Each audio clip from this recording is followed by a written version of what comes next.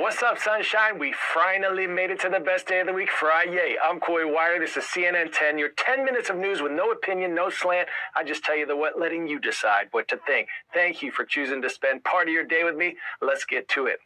Lots of talk these days about the negative impact social media could be having on our mental health.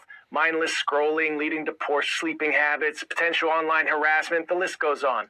One app, TikTok, has more than 1.5 billion monthly users, and the company has repeatedly insisted that its app is safe for young people. But in a newly released video, TikTok employees are seemingly acknowledging that they believe the app can be addictive, while voicing several other concerns as well. Listen. Unfortunately, some of the stuff that people find interesting are not always the most healthy. So I think we do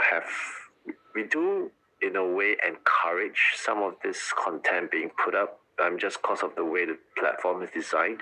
And sometimes I worry about that. We obviously wanted people to spend as much time as possible on TikTok, which can be in contrast to what is best for your mental health. I mean, the product in itself has baked into it compulsive use. We have these expectations and goals, and they're not necessarily congruent with good mental health. It's unclear when those meetings took place, but the video is part of some newly unsealed evidence in an ongoing lawsuit brought against TikTok by the state of North Carolina, one of more than a dozen states suing TikTok for allegedly misleading parents and children about the app's potential safety risks. A TikTok spokesperson tells CNN that the video is, quote, misleading, and the company has previously called the lawsuit inaccurate. TikTok, for their part, has also rolled out a series of safety features in recent years. All of this is happening just weeks before TikTok could be banned in the United States if Chinese parent company ByteDance does not sell the app to an American company by September 17th. U.S. President Donald Trump has already pushed that deadline back 3 times. Hit pause, take a moment to think or discuss with friends.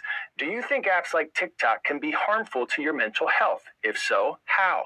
Should the government intervene? If you ran one of these apps, how would you make it safer for everyone? In weather news, an update on Hurricane Erin, churning in the Atlantic as a Category 2 hurricane, making its way up the east coast of the United States. Despite not making landfall, the sprawling storm's sheer size has had a big impact. This is the scene in North Carolina, where rough surf and flooding have hammered coastal communities.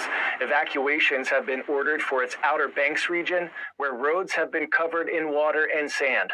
The storm is expected to make its way back out to sea, but officials say life-threatening conditions are likely to last at least through the weekend. So, for our viewers anywhere near this thing, especially near beach towns, please stay safe and smart.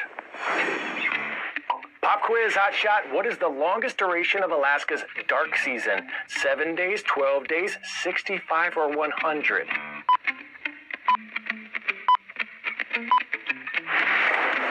If you said 65 days, ding, ding, you are correct. It takes about 2 months for the sun to rise above the horizon in Alaska's northernmost town, Utqiagvik. This occurs from mid-November to late January.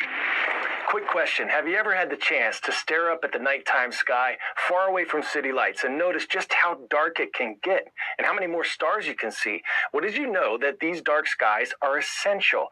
Ecosystems around the world, many plants, animals, insects, etc., depend on dark skies just as they do the sun. But growing light pollution caused by artificial lights shining at night is making very dark skies less common. In this month's Call to Earth, we're hearing from one organization trying to change that by leading a global charge to restore this vital part of the night. As an astrophotographer, I come to places like this all the time and seek out dark skies, but that's becoming a rarer and harder thing to find nowadays. The saddest thing is that people don't get to witness things like this. This shouldn't have to be so hard to get to. My name is Aaron Cherry. I'm a bar owner in Redruth, and I'm a part-time astrophotographer. This is St Michael's Mount. It's say one of the most beautiful locations, I think, in Cornwall.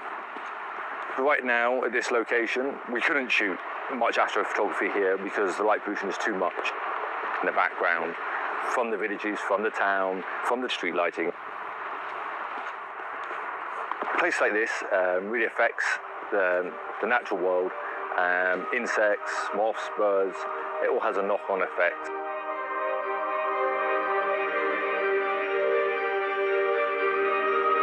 Light has been used throughout much of evolutionary time as a measure of timing.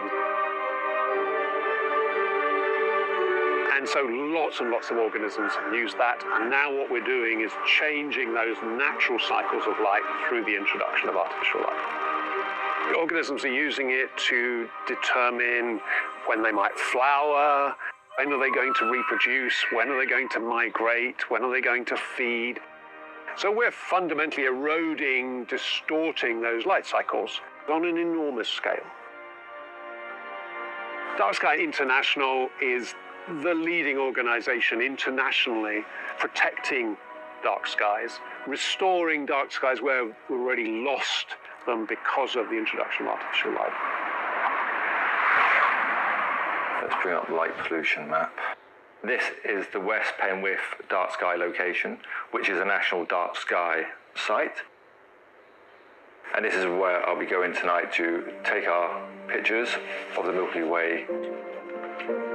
This is probably the darkest skies we've got in the UK. We've all got to appreciate the night sky, even if it just means turning off your security light and going outside and standing out there for 10 minutes. You'd be surprised what you might see. And now we're ready to start shooting.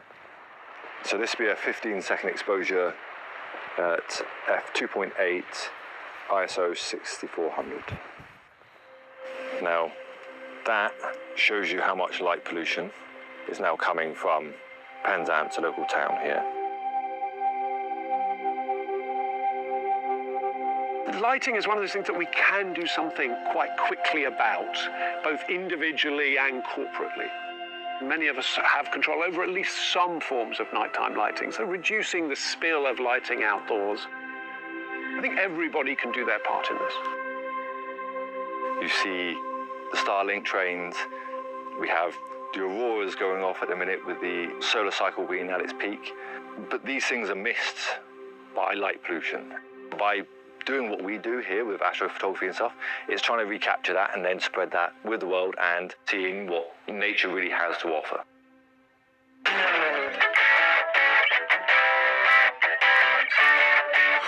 Today's story getting a 10 out of 10. Santos Vagos por life.